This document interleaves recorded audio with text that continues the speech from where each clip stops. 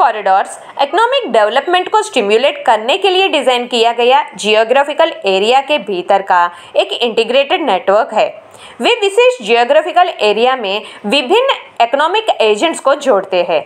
ये economic corridors किसी देश के भीतर या देशों के बीच डेवलप किए जा सकते हैं।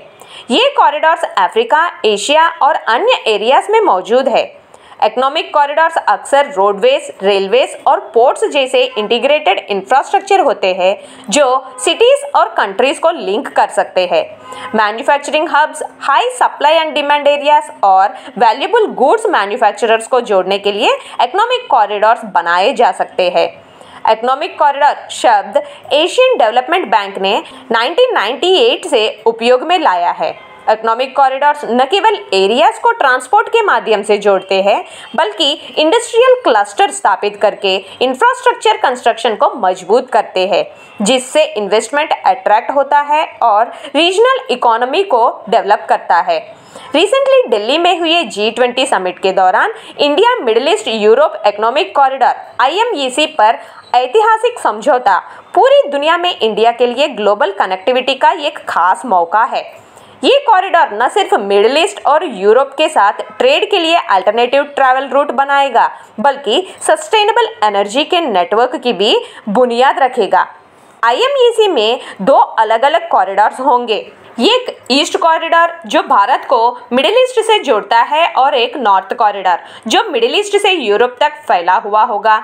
ईस्ट कॉरिडोर में भारत से सी रूट शुरू होगा जो दुबई के जेबल अली पोर्ट तक जाएगा। इसके बाद वहां रेल रूट अल गुफवाइट, हरद, रियाद, अल हदीदा और आखिर में इजराइल के हाइफा तक जाएगा। वही नॉर्थ कॉरिडोर में हाइफा पोर्ट से इटली और फ्रांस तक एक सी रूट शामिल है। इसके बाद वहां से रेल रूट जर्मनी तक फैलता है।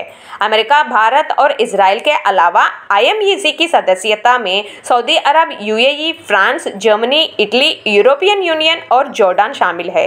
ये प्रोजेक्ट ग्लोबल इंफ्रास्ट्रक्चर इन्वेस्टमेंट यानी PGII का एक हिस्सा है, जिसे चाइना की belt and road initiative BRI के काउंटर के तौर पर भी देखा जा रहा है।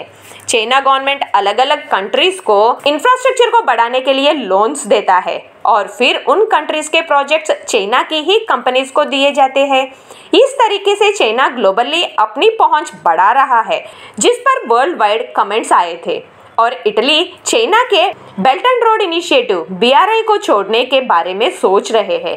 BRI में शामिल होने के बाद चाइना में इटली के एक्सपोर्ट्स 14.5 बिलियन यूरो से बढ़कर 18.5 बिलियन यूरो हुआ। वही इटली में चाइना के एक्सपोर्ट्स 33.5 बिलियन यूरो से बढ़कर 50.9 बिलियन यूरोस हो गए। लेकिन इसे नेगेटिव पब्लिसिटी भी मिली और जो देशों ने इसे अपनाया था वो अब चाइना के भारी कर्जे में दबे हुए हैं। इस प्रोजेक्ट का कुछ हिस्सा POK से गुजरने से इंडिया ने इसे सपोर्ट करने से इनकार किया है।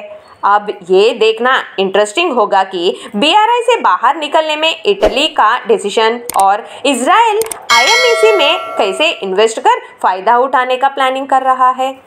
See you again with a new topic in Global Encyclopedia. Till then, take care and have a nice day.